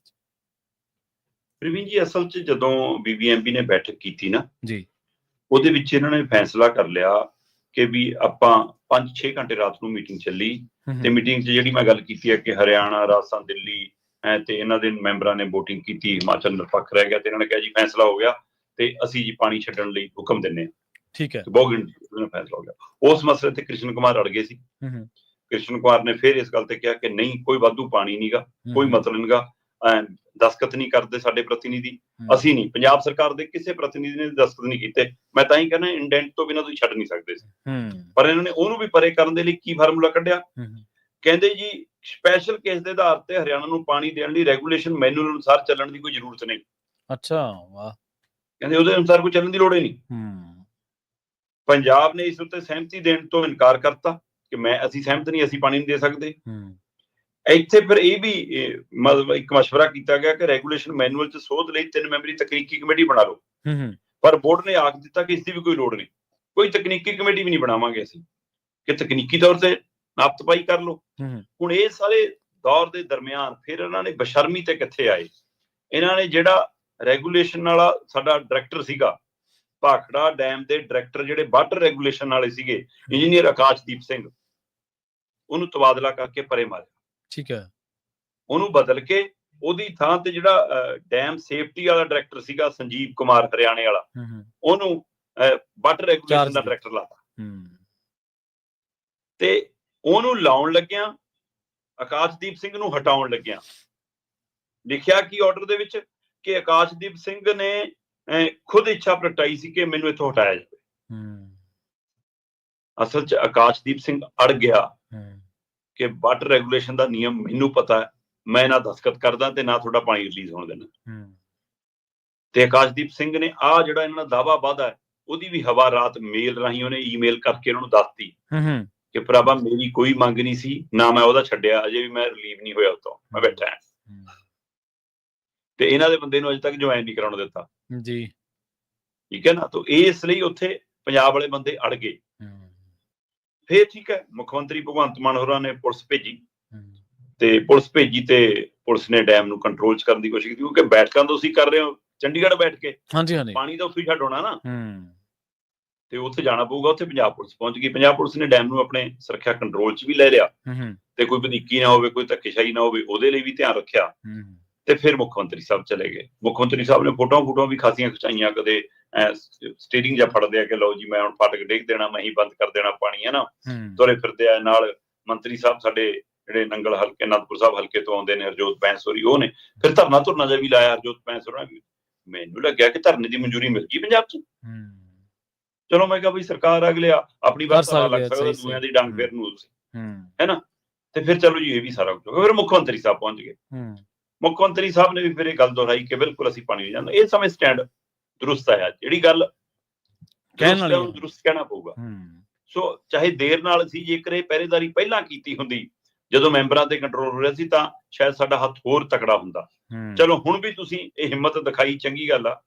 ਔਰ ਪੰਜਾਬ ਪੁਲਿਸ ਨੇ ਹੁਣ ਕੰਟਰੋਲ ਰੂਮ ਨੂੰ ਤਾਲਾ ਲਾ ਕੇ ਚਾਬੀਆਂ ਆਪਣੇ ਕਬਜ਼ੇ 'ਚ ਲੈ ਲਈਆਂ, ਤੇ ਇਸ ਲਈ ਹੁਣ ਸਿੱਧਾ ਕੰਟਰੋਲ ਫਿਲਹਾਲ ਸਾਡੇ ਕੋਲ ਹੈ। ਪਰ ਇਹਦੇ ਬਾਵਜੂਦ ਵੀ ਮੈਂ ਦਰਸ਼ਕਾਂ ਨੂੰ ਸਪਸ਼ਟ ਰੂਪ 'ਚ ਦੱਸ ਦਿਆਂ ਕਿ ਜਿਹੜਾ ਹਰਿਆਣੇ ਨੂੰ ਪਾਣੀ ਜਾਂਦਾ, ਉਹ ਜਿਹੜਾ ਐਨੂਅਲ ਸਰਕਲ ਹੈ, ਮਤਲਬ ਉਹਦੇ ਵਿੱਚੋਂ ਉਹਨਾਂ ਨੂੰ 2.98 MF ਪਾਣੀ ਜਾਣਾ ਹੁੰਦਾ ਟੋਟਲ, ਜਿਹੜਾ ਕਿ 21 ਮਈ ਤੋਂ ਲੈ ਕੇ 20 ਮਈ ਤੱਕ ਦਾ ਜਿਹੜਾ ਹਿਸਾਬ ਕਿਤਾਬ ਬਣਦਾ। 20 ਮਈ ਤੋਂ ਬਾਅਦ 21 ਤਰੀਕ ਤੋਂ ਫਿਰ ਸ਼ੁਰੂ ਹੋ ਜਾਣਾ ਸੀ। 2.98 MF ਪਾਣੀ ਉਹਨਾਂ ਨੂੰ ਜਾਣਾ ਹੁੰਦਾ ਇਸ ਸਰਕਲ 'ਚ, ਪਰ ਉਹਨਾਂ ਨੂੰ 3.110 MF ਪਾਣੀ ਜਾ ਚੁੱਕਿਆ। 104% ਤੋਂ ਜ਼ਿਆਦਾ ਪਾਣੀ ਜਾ ਚੁੱਕਿਆ। ਉਹ ਤੋਂ ਬਾਅਦ 4000 ਕਿਊਸਕ ਪਾਣੀ ਉਹਨਾਂ ਨੂੰ ਲਗਾਤਾਰ ਦਿੱਤਾ ਜਾ ਰਿਹਾ। ਉਹ ਕਹਿੰਦੇ ਜੀ ਸਾਨੂੰ 8500 ਕਿਊਸਕ ਦਿਓ। ਇਹ ਬਿਆਨੀਆਂ ਵੀ ਕਮਾਲ ਦਾ। ਉਹ ਸਰਦਾਰ ਹਮੀਰ ਸਿੰਘ ਵੀ ਕੱਲ ਕਹਿ ਰਹੇ ਸੀ, ਕਹਿੰਦੇ ਵੀ ਤੁਸੀਂ ਇਹ ਦੇਖੋ ਕਿ ਐਂ ਦਿਖਾਇਆ ਜਾ ਰਿਹਾ ਕਿ ਸਾਡਾ 8500 ਬਣਦਾ, ਤੁਸੀਂ ਇਹ ਕਿਉਂ ਨਹੀਂ ਕਹਿੰਦੇ ਕਿ 4500 ਤੇ 4000 ਦਾ ਦੇ ਰਹੇ ਹੋ। ਇਹ ਪੇਸ਼ਕਾਰੀ ਦਾ ਹੀ ਤਰੀਕਾ ਹੈ ਨਾ। ਤੇ ਕੇਂਦਰ ਸਰਕਾਰ ਕੀ ਇੰਨੀ ਸਮਝ ਬੂਝ ਨਹੀਂ ਰੱਖਦੀ ਕਿ ਇਸ ਮੌਕੇ ਜਿਸ ਤਰ੍ਹਾਂ ਦੇ ਹਾਲਤ ਗਵਾਂਢੀ ਮੁਲਕ ਨਾਲ ਬਣੇ ਨੇ, ਜਿਸ ਸਥਿਤੀ ਚੋਂ ਲੰਘ ਰਹੇ ਆ, ਤੇ ਉਸ ਦੌਰ ਦੇ ਵਿੱਚ ਜਦੋਂ ਤੁਸੀਂ ਪੰਜਾਬ ਨੂੰ ਇਹ ਆਪਣੀ ਉਹ ਜ਼ਮੀਨ ਵਜੋਂ ਵਰਤਣਾ ਹੈ ਨਾ, ਤੇ ਤੁਸੀਂ ਉਸੇ ਪੰਜਾਬ ਨੂੰ ਡਿਸਟਰਬ ਵੀ ਕਰ ਰਹੇ ਹੋ। ਜੀ ਜੀ ਬਿਲਕੁਲ। ਉਸੇ ਪੰਜਾਬ ਨੂੰ ਇੱਕ ਹੋਰ ਨਵੀਂ ਜੰਗ 'ਚ ਧੱਕ ਰਹੇ ਹੋ। 20 ਦਿਨਾਂ ਦਾ ਮਸਲਾ, ਅੱਜ ਜਦੋਂ ਆਪਾਂ ਗੱਲ ਕਰ ਰਹੇ ਹਾਂ ਤਾਂ 2 ਮਈ ਸਾਡੇ ਚੜ੍ਹ ਗਈ, 18 ਦਿਨ ਰਹਿ ਗਏ। 18 ਦਿਨਾਂ ਬਾਅਦ ਪਾਣੀ ਤੁਹਾਨੂੰ ਪੂਰਾ ਜਾਣ ਵੀ ਲੱਗ ਜਾਣਾ। ਜੇ 18 ਦਿਨਾਂ ਦਾ ਮਸਲਾ ਤੁਸੀਂ 20 ਦਿਨਾਂ ਦਾ ਮਸਲਾ ਸਰਕਾਰ ਇਹ ਕਹਿ ਕੇ ਨਹੀਂ ਨਿਬੇੜ ਸਕਦੀ, ਇਹ ਵੀ ਤਾਂ ਹੋ ਸਕਦਾ ਸੀ ਕਿ ਕੇਂਦਰ ਸਰਕਾਰ ਇਹ ਰੋਲ ਨਿਭਾਉਂਦੀ ਕਿ ਯਾਰ 4000 ਤੁਸੀਂ ਦੇ ਰਹੇ ਹੋ, 4500 ਹੋਰ ਮੰਗਦੇ ਨੇ, 1000 1500 ਦੇ ਦਿਓ, 2000 ਦੇ ਦਿਓ, ਜੇ ਇਹੀ ਸਥਿਤੀ ਹੁੰਦੀ। ਪਰ ਜਦੋਂ ਕਿ ਹਰਿਆਣਾ ਦੀ ਜਿੰਨੀ ਜਨਸੰਖਿਆ ਉਹਦੇ ਹਿਸਾਬ ਨਾਲ ਸਿੱਧਾ ਸਪਸ਼ਟ ਹੈ ਕਿ ਉਹਨਾਂ ਨੂੰ 1700 ਕਿਊਸਕ ਪਾਣੀ ਪੀਣ ਲਈ ਚਾਹੀਦਾ, ਤੇ 4000 ਕਿਊਸਕ ਜਾ ਰਿਹਾ, ਤੇ ਫਿਰ ਤਾਂ ਪਾਣੀ ਪੀਣ ਵਾਲੀ ਪਾਣੀ ਦਾ ਕੋਈ ਮਸਲਾ ਹੀ ਨਹੀਂਗਾ। ਬਾਕੀ ਕੰਮ ਸਾਰੇ ਇੰਨੇ ਦਿਨਾਂ ਬਾਅਦ ਵੀ ਕਿਤੇ ਉਹਨੂੰ ਕੰਟਰੋਲ ਵੀ ਕੀਤਾ ਜਾ ਸਕਦਾ, ਪਰ ਇੱਥੇ ਰਾਜਨੀਤੀ ਕਰਨੀ ਸੀ। ਉਹ ਰਾਜਨੀਤੀ ਦਾ ਨਤੀਜਾ ਇਸ ਸਥਿਤੀ ਤੇ ਲਿਆ ਕੇ ਖੜਾ ਕਰ ਦਿੱਤਾ ਕਿ ਤੁਸੀਂ ਧੱਕੇ ਨਾਲ ਸਾਡੇ ਮੈਂਬਰਾਂ ਨੂੰ ਭਰੇ ਵੀ ਕਰ ਰਹੇ ਹੋ, ਧੱਕੇ ਨਾਲ ਤੁਸੀਂ ਆਰਡਰ ਵੀ ਕਰ ਰਹੇ ਹੋ, ਤੁਸੀਂ ਪਾਣੀ ਲੈਣਾ ਵੀ ਚਾਹੁੰਦੇ ਹੋ, ਤੇ ਉਹ ਵੀ ਜ਼ਬਰਦਸਤੀ ਲੈਣਾ ਚਾਹੁੰਦੇ ਹੋ, ਹੈ ਨਾ, ਤੇ ਅਸੀਂ ਪਾਣੀ ਦੇ ਕੇ ਵੀ ਬਦਨਾਮ ਹੋ ਰਹੇ ਹਾਂ। 7 ਤੋਂ 4000 ਕਿਊਸਕ ਲੈ ਕੇ ਵੀ ਤੁਸੀਂ ਸਾਨੂੰ ਕਟਹਿਰੇ 'ਚ ਖੜਾ ਕਰਕੇ ਦੋਸ਼ੀ ਕਰਾਰ ਦੇ ਰਹੇ ਹੋ, ਧੰਨਵਾਦ ਕਰਨ ਦੀ ਬਜਾਏ, ਮਤਲਬ ਕਿ, ਹੈ ਨਾ। ਤੇ ਇਹ ਸਾਰਾ ਜਿਹੜਾ ਢੰਗ ਤਰੀਕਾ ਹੈ, ਇਹ ਆਪਣੇ ਆਪ 'ਚ ਸਵਾਲ ਪੈਦਾ ਕਰਦਾ ਕਿ ਇਹ ਫਿਰ ਸਹੀ ਫੈਸਲਾ ਫਿਰ ਪੁਲਿਸ ਰਾਹੀਂ ਉਸ 'ਚ ਤਾਲਾ ਲਵਾਇਆ, ਕੰਟਰੋਲ ਕਰਾਇਆ। ਜੀ। ਪਰ ਮੈਨੂੰ ਥੋੜਾ ਜਿਹਾ ਫਿਕਰ ਹੈ ਕਿ ਕੇਂਦਰ ਦਾ ਜਿਹੋ ਜਿਹਾ ਰਵੱਈਆ, ਕੱਲ ਨੂੰ ਪ੍ਰਧਾਨ ਮੰਤਰੀ ਕੋਈ ਹੁਕਮ ਚਾੜ ਦੇਵੇ, ਕੋਈ ਫੌਜ ਦੀਆਂ ਟੁਕੜੀਆਂ, ਅਰਧ ਸੈਨਿਕ ਦਲਾਂ ਦੀਆਂ ਟੁਕੜੀਆਂ ਉਹ ਭੇਜ ਕੇ ਆਪਣੇ ਕੰਟਰੋਲ 'ਚ ਲੈਣ ਦਾ ਦਮ ਭਰਨ ਕੇ ਜੀ ਇਹ ਤਾਂ ਕੇਂਦਰੀ ਹੁਣ ਮਤਲਬ ਕਿ ਕੰਟਰੋਲ ਹੇਠ ਹੈ ਜੀ, ਇਸ ਲਈ ਤੁਹਾਡਾ ਸੂਬਾ ਹੀ ਕੰਟਰੋਲ ਨਹੀਂ ਬਣਦਾ, ਇਸ ਸਥਿਤੀ ਤੱਕ ਜਾਇਆ ਜਾ ਸਕਦਾ। ਇਹ ਖਤਰਾ ਪੈਦਾ ਹੋ ਗਿਆ। ਪਰ ਫਿਲਹਾਲ ਉਹਨਾਂ ਨੂੰ 4000 ਕਿਊਸਕ ਪਾਣੀ ਜਾ ਰਿਹਾ, ਤੇ ਇਹ ਤੋਂ ਇਲਾਵਾ ਮਤਲਬ ਕਿ ਉਹ ਮੰਗ ਅਜੇ ਵੀ 8500 ਕਿਊਸਕ ਦੀ ਅੜੇ ਨੇ। ਪਰ ਜਿਹੜੀ ਸਰਕਾਰ 20 ਦਿਨਾਂ ਦਾ ਮਸਲਾ ਨਹੀਂ ਸੁਲਝਾ ਸਕਦੀ 2 ਸੂਬਿਆਂ 'ਚ, ਉਹ ਦੇਸ਼ ਦਾ ਮਸਲੇ ਕੀ ਸੁਲਝਾਊ? ਦੇਖੋ, ਸਰਕਾਰਾਂ ਗੁੰਡਾਗਰਦੀ ਥੋੜ੍ਹਾ ਕਰਦੀਆਂ ਹੁੰਦੀਆਂ ਸ਼ਰਮਾ ਜੀ, ਜਿਵੇਂ ਤੁਸੀਂ ਜ਼ਿਕਰ ਕਰ ਰਹੇ ਸੀ ਸਰ। ਇਹ ਕੋਈ ਵਸੂਲੀ ਥੋੜ੍ਹਾ ਆ, ਜਿਵੇਂ ਫੋਨ ਆ ਗਿਆ ਕਿ ਬਈ ਮੈਂ ਫਲਾਣਾ ਗੈਂਗਸਟਰ ਬੋਲਦਾ ਤੇ ਇੰਨੇ ਪੈਸੇ ਰੱਖ, ਉਹ ਕੰਮ ਥੋੜ੍ਹਾ। ਇਹ ਤਾਂ ਬਾਂਹ ਮਰੋੜੀ ਤੁਰੇ ਹੁੰਦੇ ਕੇਂਦਰ ਵਾਲੇ ਤਾਂ ਪੰਜਾਬ ਦੀ। ਤੁਸੀਂ ਮੁੱਖ ਮੰਤਰੀ ਸਾਹਿਬ ਦਾ ਜ਼ਿਕਰ ਕੀਤਾ ਤੇ ਨਾਲ ਇੱਕ ਧਰਨੇ ਦਾ ਜ਼ਿਕਰ ਕੀਤਾ, ਤੇ ਕੀ ਸੰਵਿਧਾਨਕ ਤੌਰ ਤੇ ਵੀ ਸਰਕਾਰ ਕੁਛ ਕਰਦੀ ਨਜ਼ਰ ਆਉਂਦੀ ਹੈ? ਕੋਈ ਸਰਗਰਮੀ ਨਜ਼ਰ ਆਉਂਦੀ ਹੈ ਸਰਕਾਰ ਦੀ ਇਸ ਸੰਜੀਦਾ ਮਾਮਲੇ ਦੇ ਉੱਤੇ? ਸਰਬਦਲੀ ਬੈਠਕ ਤਾਂ ਕਹਿੰਦੇ ਅੱਜ ਹੈ, ਇਜਲਾਸ ਬਾਰੇ ਵੀ ਕੋਈ ਜਾਣਕਾਰੀ ਹੈ ਸ਼ਰਮਾ ਜੀ? ਹਾਂ ਬਿਲਕੁਲ ਪ੍ਰਵੀਨ ਜੀ, 2-3 ਚੰਗੇ ਫੈਸਲੇ ਹੋਏ ਨੇ। ਇੱਕ ਤਾਂ ਇਹ ਹੈ ਕਿ ਹਰਿਆਣਾ ਦੀ ਸਾਰੀ ਲੀਡਰਸ਼ਿਪ ਇੱਕ ਸੁਰ 'ਚ ਬੋਲਦੀ ਨਜ਼ਰ ਆ ਰਹੀ ਸੀ, ਔਰ ਇੱਧਰ ਵਾਲੇ ਸਾਰੇ ਸਿਆਸਤਦਾਨਾਂ ਨੂੰ ਇਸ ਗੱਲੋਂ ਲਾਹਨਤਾਂ ਵੀ ਪੈ ਰਹੀਆਂ ਸੀ। ਰਵਨੀਤ ਬਿੱਟੂ ਵੀ ਇਹ ਕਹਿੰਦਾ ਨਜ਼ਰ ਆਇਆ ਕਿ ਪੰਜਾਬ ਕੋਲ ਖਾਲਤੀ ਪਾਉਣੀ ਨਹੀਂ ਹੈ ਜੀ, ਅਸੀਂ ਕਮੂਦਰੀ ਦਿਆਂਗੇ। ਵੀ ਸਾਨੂੰ ਕਿਉਂ ਕਹਿਣਾ, ਫਿਰ ਜਾ ਕੇ ਆਪਣੇ ਆਕਾਵਾਂ ਨੂੰ ਸਮਝਾ। ਫਿਰ ਉਹ ਮੁੱਖ ਮੰਤਰੀ ਨੇ ਤਾਂ ਸਿੱਧਾ ਤੰਜ ਕੱਸਿਆ ਹਾਂਜੀ ਕਿ ਬਈ ਤੂੰ ਰਾਜਸਥਾਨ ਤੋਂ ਮੈਂਬਰ ਆ, ਤੂੰ ਤਾਂ ਰਾਜਸਥਾਨ ਦੀ ਝੋਲੀ 'ਚ ਪਏਗਾ, ਤੇ ਹਰਿਆਣੇ ਰਾਹੀਂ ਤੂੰ ਦਿੱਲੀ ਨੂੰ ਜਾਣਾ, ਤੈਨੂੰ ਤਾਂ ਲਾਂਘਾ ਦੇ ਦੇਣਗੇ ਅਗਲੇ, ਇਸ ਲਈ ਫਿਰ ਤੂੰ ਤਾਂ ਉਹਨਾਂ ਦੀ ਬੋਲੀ ਬੋਲੇਗਾ, ਤੇ ਪੰਜਾਬ ਦੇ ਨਾਲ ਕਦੋਂ ਖੜੇ ਹੋ? ਇਸ ਲਈ ਜਾਖੜੋਰਾ ਕੰਨੀ ਵੀ ਸਭ ਨੇ ਚੱਕਿਆ। ਪੰਜਾਬ ਦੀ ਬੀਜੇਪੀ ਅਜੇ ਸਪਸ਼ਟ ਹੋ ਕੇ ਨਹੀਂ ਬੋਲ ਪਾ ਰਹੀ, ਹੁਕਮ ਨਹੀਂ ਨਾ ਆਇਆ। ਅਕਾਲੀ ਦਲ ਨੇ ਸਪਸ਼ਟ ਕਿਹਾ ਕਿ ਮੁੱਖ ਮੰਤਰੀ ਭਗਵੰਤ ਮਾਨ ਜੇ ਸਖਤ ਫੈਸਲੇ ਲੈਣਗੇ ਅਸੀਂ ਨਾਲ ਆ, ਤੇ ਜੇ ਇਹ ਗੋਡੇ ਟੇਕਣਗੇ ਫਿਰ ਅਸੀਂ ਅੰਦੋਲਨ ਵੀ ਛੇੜਾਂਗੇ। ਕੋਈ ਸ਼ੱਕ ਨਹੀਂ ਪ੍ਰਵੀਨ ਜੀ, ਕਿਸੇ ਸਮੇਂ ਪੰਜਾਬ 'ਚ ਪਾਣੀਆਂ ਲਈ ਅੰਦੋਲਨ ਹੋਇਆ ਸੀ, ਉਹ ਅੰਦੋਲਨ ਧਰਮਯੁੱਧ ਮੋਰਚੇ 'ਚ ਬਦਲ ਗਿਆ ਸੀ। ਉਹ ਧਰਮਯੁੱਧ ਮੋਰਚੇ ਤੋਂ ਇਹਨਾਂ ਹੀ ਪਾਣੀਆਂ ਦੇ ਵਿੱਚ ਕਿਵੇਂ ਸਾਡਾ ਲਹੂ ਵਗਿਆ, ਉਹ ਆਪਾਂ ਸਾਰੇ ਜਾਣਦੇ ਹਾਂ। ਸੋ ਇਸ ਲਈ ਉਹ ਲਹੂ ਨਾਲ ਭਿੱਜੇ ਪੰਨੇ ਪੰਜਾਬ ਫਿਰ ਨਹੀਂ ਨਵੇਂ ਲਿਖਣਾ ਚਾਹੁੰਦਾ, ਪਰ ਇਹ ਸਾਨੂੰ ਜਿਵੇਂ ਉਹ ਧਕੇਲ ਰਹੇ ਨੇ ਕਿ ਇਹ ਉਹੀ ਡਿਸਟਰਬ ਪੰਜਾਬ ਚਾਹੁੰਦੇ ਨੇ, ਉਹੀ ਖਿੰਡਿਆ ਪੁੰਡਿਆ ਪੰਜਾਬ ਚਾਹੁੰਦੇ ਨੇ, ਉਹੀ ਘਰਾਂ 'ਚ 70 ਵਿਸ਼ੇ ਹੋਣਾ ਦੇਖਣਾ ਚਾਹੁੰਦੇ ਨੇ। ਇਹਨਾਂ ਦੀ ਕਿਹੋ ਜਿਹੀ ਰਾਜਨੀਤੀ ਹੈ? ਫਿਰ ਜੋ ਕੁਝ ਕਾਂਗਰਸ ਦੇ ਰਾਜ 'ਚ ਹੋਇਆ ਤੇ ਤੁਹਾਡੇ ਰਾਜ 'ਚ ਹੋਊਗਾ, ਫਰਕ ਹੀ ਹੈ ਜਨਾਬ। ਤੇ ਇਹ ਤੋਂ ਅੱਗੇ ਪੰਜਾਬ ਦੀ ਹੁਣ ਵਿਰੋਧੀ ਧਿਰ ਦੇ ਲੀਡਰ ਪ੍ਰਤਾਪ ਬਾਜਵਾ ਵੀ, ਰਾਜਾ ਵੜਿੰਗ ਵੀ ਸਾਰੇ ਬੋਲ ਰਹੇ ਨੇ ਕਿ ਅਸੀਂ ਨਾਲ ਆ, ਜੋ ਸਰਕਾਰ ਫੈਸਲਾ ਕਰੂਗੀ ਅਸੀਂ ਨਾਲ ਖੜਾਂਗੇ। ਹਾਂ, ਜਦੋਂ ਤੁਸੀਂ ਸੱਤਾ 'ਚ ਹੁੰਦੇ ਹੋ ਕੇਂਦਰ 'ਚ, ਤਾਂ ਤੁਸੀਂ ਸਾਧਨਾਂ ਦੀ ਲੁੱਟ ਕਰਦੇ ਹੋ। ਮਤਲਬ ਸਵਾਲ ਤਾਂ ਸਾਡਾ ਦਿੱਲੀ ਦੇ ਤਖਤ ਨਾਲ ਹੀ ਰਿਹਾ, ਚਾਹੇ ਕੋਈ ਬੈਠੇ, ਉਹਨੇ ਪੰਜਾਬ ਨਾਲੇ ਮਤਲਬ ਰੱਸਾਕੱਸੀ ਕੀਤੀ ਹੈ। ਤੇ ਇਸ ਮਸਲੇ ਤੇ ਜਦੋਂ ਪੰਜਾਬ ਦੀਆਂ ਰਾਜਨੀਤਿਕ ਤਰ੍ਹਾਂ ਇੱਕ ਸੁਰ ਹੁੰਦੀਆਂ ਨਜ਼ਰ ਆਈਆਂ, ਤਾਂ ਮੁੱਖ ਮੰਤਰੀ ਭਗਵੰਤ ਮਾਨ ਹੋਰਾਂ ਨੂੰ ਲਗਾਤਾਰ ਇਹ ਮੀਡੀਆ ਰਾਹੀਂ ਵੀ, ਵੱਖ-ਵੱਖ ਬੁੱਧੀਜੀਵੀ ਵਰਗ ਰਾਹੀਂ ਵੀ, ਪੰਜਾਬ ਦੇ ਸੰਜੀਦਾ ਲੋਕਾਂ ਰਾਹੀਂ ਵੀ ਇਹ ਕਿਹਾ ਜਾ ਰਿਹਾ ਸੀਗਾ ਕਿ ਤੁਸੀਂ ਸਰਬਦਲੀ ਬੈਠਕ ਬੁਲਾਓ, ਤੁਸੀਂ ਵਿਧਾਨ ਸਭਾ ਦਾ ਇਜਲਾਸ ਬੁਲਾਓ, ਸੈਸ਼ਨ ਬੁਲਾਓ। ਤੇ ਨੰਗਲ 'ਚ ਫਿਰ ਇਹਨਾਂ ਨੇ ਮੀਡੀਆ ਦੇ ਸਾਹਮਣੇ ਗੱਲ ਕਹੀ ਕਿ ਹਾਂ ਮੈਂ ਸਰਬਦਲੀ ਬੈਠਕ ਵੀ ਬੁਲਾਊਂਗਾ ਤੇ ਮੈਂ ਵਿਧਾਨ ਸਭਾ ਦਾ ਸੈਸ਼ਨ ਵੀ ਬੁਲਾਊਂਗਾ। ਪਰ ਚੰਡੀਗੜ੍ਹ ਤੱਕ ਪਹੁੰਚਦਿਆਂ ਕੱਲ ਸ਼ਾਮ ਨੂੰ ਜੀ ਆਮ ਆਦਮੀ ਪਾਰਟੀ ਨੇ ਆਪਣੇ ਐਮਐਲਏਆਂ ਦੀ, ਆਪਣੇ ਮੰਤਰੀਆਂ ਦੀ ਬੈਠਕ ਬੁਲਾਈ। ਠੀਕ ਹੈ, ਸੱਤਾਧਾਰੀ ਧਿਰ ਹੈ, ਬੈਠਕ ਬੁਲਾਉਣੀ ਚਾਹੀਦੀ ਹੈ। ਚੰਗਾ ਹੁੰਦਾ ਜੇ 92-94 ਐਮਐਲਏ ਦੀ ਬਜਾਏ 117 ਐਮਐਲਏ ਨੂੰ ਸੱਦ ਲੈਂਦੇ, ਕਿ ਆਜੋ ਵੀ ਸਾਰੀ ਐਮਐਲਏ ਬੈਠ ਲਈਏ। ਪਰ ਨਹੀਂ ਜਨਾਬ, ਤੁਸੀਂ ਤਾਂ ਦਿੱਲੀ ਦਾ ਨੁਮਾਇੰਦਾ ਵਿੱਚ ਬਿਠਾਇਆ ਵਾ ਸੀ। ਅਰਵਿੰਦ ਕੇਜਰੀਵਾਲ ਤੁਹਾਡੀ ਪਾਰਟੀ ਦਾ ਸੁਪਰੀਮੋ ਹੋਊਗਾ, ਪਰ ਪੰਜਾਬ ਦੇ ਹੱਕ ਖੋਹਣ ਵਾਲੇ ਉਹ ਸੂਬੇ ਦਾ ਨੁਮਾਇੰਦਾ ਵੀ ਆ। ਉਹ ਤੁਸੀਂ ਉਹਨੂੰ ਨਾਲ ਬਿਠਾ ਰਹੇ ਹੋ। ਤੇ ਜਦੋਂ ਤੁਹਾਡੀ ਉੱਥੇ ਸਰਕਾਰ ਸੀ ਤਾਂ ਪੰਜਾਬ ਦੇ ਸਾਧਨਾਂ ਦੀ ਲੁੱਟ ਤੁਸੀਂ ਵੀ ਕਰਾਈ ਹੈ, ਜਦੋਂ ਰਾਜਸਥਾਨ ਤੋਂ ਵੋਟਾਂ ਲੈਣੀਆਂ ਸੀ ਤਾਂ ਉਧਰ ਨੂੰ ਵੀ ਕਰਾਈ ਹੈ, ਤੇ ਹੁਣ ਤੁਸੀਂ ਉਹਨੂੰ ਵਿੱਚ ਬਿਠਾ ਰਹੇ ਹੋ। ਉਹਦਾ ਵਿੱਚ ਬੈਠਣ ਦਾ ਕੀ ਮਤਲਬ ਹੈ? ਕੀ ਮਤਲਬ? ਸਹੀ ਹੈ। ਚਲੋ ਫਿਰ ਸ਼ਾਮ ਤੱਕ ਸੁਨੇਹਾ ਆ ਗਿਆ ਜੀ ਕਿ ਕੱਲ ਨੂੰ ਹੀ ਸਰਬਦਲੀ ਬੈਠਕ ਬੁਲਾ ਲਈ ਗਈ। ਅੱਜ ਭਾਵ ਜਦੋਂ ਅਸੀਂ ਗੱਲ ਕਰ ਰਹੇ ਹਾਂ, ਸਾਡੀ ਸਵੇਰ ਆ 2 ਤਰੀਕ ਦੀ, ਤੇ ਅੱਜ ਇੱਥੇ ਹੁਣ ਸਰਬਦਲੀ ਬੈਠਕ 2 ਘੰਟੇ ਬਾਅਦ ਸ਼ੁਰੂ ਹੋਣੀ ਹੈ। ਉਹਦੇ ਵਿੱਚੋਂ ਇਕਜੁੱਟਤਾ ਦਾ ਪ੍ਰਗਟਾਵਾ ਹੋਏਗਾ। ਫਿਰ ਇਹ ਸੋਮਵਾਰ ਨੂੰ ਵਿਧਾਨ ਸਭਾ ਦਾ ਇਜਲਾਸ ਬੁਲਾਉਣ ਦਾ ਫੈਸਲਾ ਕੀਤਾ। ਮੁੱਖ ਮੰਤਰੀ ਭਗਵੰਤ ਮਾਨ ਕੋਲ ਇੱਕ ਮੌਕਾ ਏ ਕਿ ਜਿਹੜਾ ਆਪਣੇ ਆਪ ਨੂੰ ਪਾਣੀਆਂ ਦਾ ਰਾਖਾ ਕਹਾਉਂਦਾ ਸੀ, ਕੈਪਟਨ ਅਮਰਿੰਦਰ ਸਿੰਘ, ਉਹਨੇ ਜਿਹੜੇ ਉਸ ਸਮੇਂ ਬਿੱਲ ਲਿਆ ਕੇ ਮਤੇ ਪਾਏ ਤੇ ਪਾਸ ਕੀਤੇ ਤੇ ਭੇਜੇ, ਜਿਹਦੇ ਵਿੱਚ ਅਕਾਲੀ ਦਲ ਵੀ ਨਾਲ, ਬਾਕੀ ਸਾਰੀ ਲੀਡਰਸ਼ਿਪ ਵੀ ਨਾਲ, ਕਿ ਹਾਂ ਜੀ ਇਹ ਸਹੀ ਫੈਸਲਾ, ਪਾਣੀਆਂ ਦੇ ਸਮਝੌਤੇ ਰੱਦ, ਆਪਣੀ ਹਾਈ ਕਮਾਂਡ ਨਾਲ ਵੀ ਆਡਾ ਲੈਣ ਦੀ ਦਿਖਾਇਆ ਪ੍ਰਗਟਾਵਾ। ਕੁਛ ਹੱਦ ਤੱਕ ਉਹ ਸਾਰੇ ਮਸਲੇ ਸਹੀ ਸੀ, ਪਰ ਉਹ 'ਚ ਇੱਕ ਨੁਕਤਾ ਸੀ। ਉਹ ਨੁਕਤਾ ਇਹ ਸੀਗਾ ਕਿ ਹੁਣ ਤੱਕ ਇਹ ਕਿਹਾ ਜਾਂਦਾ ਸੀ ਕਿ ਪੰਜਾਬ ਤੋਂ ਹਰਿਆਣਾ, ਰਾਜਸਥਾਨ, ਦਿੱਲੀ ਵਾਲੇ ਪਾਣੀਆਂ ਦੀ ਲੁੱਟ ਕਰ ਰਹੇ ਨੇ, ਸਾਡੇ ਤੋਂ ਜਬਰੀ ਖੋਇਆ ਗਿਆ, ਤੇ ਇਹ SYL ਰਾਹੀਂ ਹੋਰ ਲਿਜਾਣ ਨੂੰ ਫਿਰਦੇ ਨੇ। ਉਸੇ SYL ਦੇ ਮੁੱਦੇ ਤੇ ਵੀ ਸਾਰੀਆਂ ਤਰ੍ਹਾਂ ਵਿਰੋਧ ਕਰਦੀਆਂ ਸੀ ਜਦੋਂ ਲੋਕ ਰੋਹ ਦੇਖਿਆ, ਨਹੀਂ ਤਾਂ ਪਹਿਲਾਂ ਬਣਾਉਣ ਵਾਲਿਆਂ 'ਚ ਹੀ ਸੀ। ਤੋ ਉਹ ਸਾਰੇ ਮਤਿਆਂ ਨੂੰ, ਉਹ ਸਾਰੇ ਫੈਸਲਿਆਂ ਨੂੰ ਰੱਦ ਕਰਦਿਆਂ ਹੋਇਆਂ ਕੈਪਟਨ ਅਮਰਿੰਦਰ ਸਿੰਘ ਨੇ ਉਸ ਦੇ ਦਰਮਿਆਨ ਇਹ ਦਰੁਸਤੀ ਕਰਤੀ ਕਿ ਵੀ ਜਿਹੜਾ ਪਾਣੀ ਜਾਂਦਾ ਉਹ ਜਾਈ ਜਾਊਗਾ, ਕਿ SYL ਰਾਹੀਂ ਨਵਾਂ ਨਹੀਂ ਭੇਜਾਂਗੇ। ਮਤਲਬ ਤੁਸੀਂ ਉਹਨੂੰ ਕਾਨੂੰਨੀ ਮੋਹਰ ਲਾਤੀ। ਸਹੀ ਹੈ। ਜਿਹੜੀ ਹੁਣ ਤੱਕ ਕਿਹਾ ਜਾਂਦਾ ਸੀਗਾ ਵੀ ਗਨ ਪੁਆਇੰਟ ਤੇ ਸਾਤੋਂ ਕਰਾ ਲਿਆ, ਜਾਂ ਰਾਜੀਵ ਲੌਂਗੋਵਾਲ ਸਮਝੌਤਾ ਵੀ ਕਿਹਾ ਜਾਂਦਾ ਸੀ ਕਿ ਵੀ ਸਰਕਾਰ ਕਿਸੇ ਇੱਕ ਪਾਰਟੀ ਦੇ ਨੁਮਾਇੰਦੇ ਨਾਲ ਕਿਵੇਂ ਸਮਝੌਤਾ ਕਰ ਸਕਦੀ ਆ, ਹੈ ਨਾ। ਇਸ ਲਈ ਉਹ ਮਸਲੇ ਤੇ ਮੋਹਰ ਲਾਤੀ। ਅੱਜ ਉਹਨੂੰ ਸੋਧਣ ਦਾ ਵੀ ਟਾਈਮ ਹੈ ਤੁਹਾਡੇ। ਜੀ ਬਿਲਕੁਲ। ਸੋਮਵਾਰ ਨੂੰ ਤੁਸੀਂ ਉਹ ਮਤ ਵੀ ਰੱਦ ਕਰੋ ਕਿ ਬਈ ਨਵਾਂ ਪਾਣੀ ਦਾ ਕੀ ਦੇਣਾ, ਜਿਹੜਾ ਇਹ ਲੈ ਰਹੇ ਹੋ ਉਹ ਵੀ ਲੁੱਟ ਹੈ ਤੁਹਾਡੀ, ਉਹਦਾ ਮੁੱਲ ਤਾਰੋ। ਇਸ ਨੂੰ ਇਸ ਮਸਲੇ ਤੇ ਲੈ ਕੇ ਆਉਣ ਜੀ। ਇਸ ਲਈ ਮੌਕਾ ਹੈ। ਕੱਲ ਨੂੰ ਮਤਲਬ ਕਿ ਅੱਜ ਜਿਹੜੀ ਹੈਗੀ ਹੈ ਤੁਹਾਡੀ ਕੱਲ ਉਹ ਸਰਬਦਲੀ ਬੈਠਕ ਹੈ, ਔਰ ਸੋਮਵਾਰ ਨੂੰ ਇੱਥੇ ਵਿਧਾਨ ਸਭਾ ਦਾ ਪਾਣੀਆਂ ਦੇ ਮਸਲੇ ਤੇ ਵਿਸ਼ੇਸ਼ ਇਜਲਾਸ ਹੈ। ਜੀ। ਅੱਜ ਦਾ ਆਪਣਾ ਜਿਹੜਾ ਪ੍ਰੋਗਰਾਮ ਆ ਉਹ ਪਾਣੀਆਂ ਦੇ ਆਲੇ ਦੁਆਲੇ ਹੀ ਹੈ, ਕਿਉਂਕਿ ਪਾਣੀ ਬਹੁਤ ਵੱਡਾ ਮਸਲਾ ਬਣ ਚੁੱਕਿਆ, ਮੁੱਦਾ ਬਣ ਚੁੱਕਿਆ, ਤੇ ਇਸ ਮਾਮਲੇ ਉੱਤੇ ਇਸ ਟਾਈਮ ਸਿਆਸਤ ਜਿਹੜੀ ਕੇਂਦਰ ਵੱਲੋਂ ਜਾਰੀ ਹੈ, ਜਿਹਦੇ ਬਾਰੇ ਤੁਸੀਂ ਚਰਚਾ ਕਰ ਹੀ ਚੁੱਕੇ ਹੋ। ਅਗਲਾ ਵੀ ਜਿਹੜਾ ਸਵਾਲ ਹੈ ਉਹ ਪਾਣੀ ਦੇ ਨਾਲ ਜੁੜਿਆ ਤੇ ਪੰਜਾਬ ਦੀ ਹੋਣੀ ਦੇ ਨਾਲ ਜੁੜਿਆ ਹੋਇਆ। ਸ਼ਰਮਾ ਜੀ, ਪੰਜਾਬ ਦੇ ਧਰਤੀ ਹੇਠਲੇ ਪਾਣੀ ਦਾ ਲੈਵਲ ਹੋਰ ਡਿੱਗਿਆ। 118 ਬਲਾਕ ਇਹੋ ਜਿਹੇ ਨੇ ਜਿਹੜੇ ਰੈੱਡ ਜ਼ੋਨ ਦੇ ਵਿੱਚ ਨੇ। ਬਿਲਕੁਲ ਪ੍ਰਵੀਨ ਜੀ, ਕੋਈ ਦੋ ਰਾਏ ਨਹੀਂ ਕਿ ਲਗਾਤਾਰ ਧਰਤੀ ਹੇਠਲਾ ਪਾਣੀ ਸਾਡਾ ਘਟ ਵੀ ਰਿਹਾ ਜੀ, ਤੇ ਅਸੀਂ ਧਰਤੀ ਹੇਠਲੇ ਪਾਣੀ ਦੇ ਨਾਲ ਆਪਣੇ ਨਹਿਰੀ ਪਾਣੀ ਨੂੰ ਗੰਧਲਾ ਵੀ ਕਰ ਰਹੇ ਹਾਂ।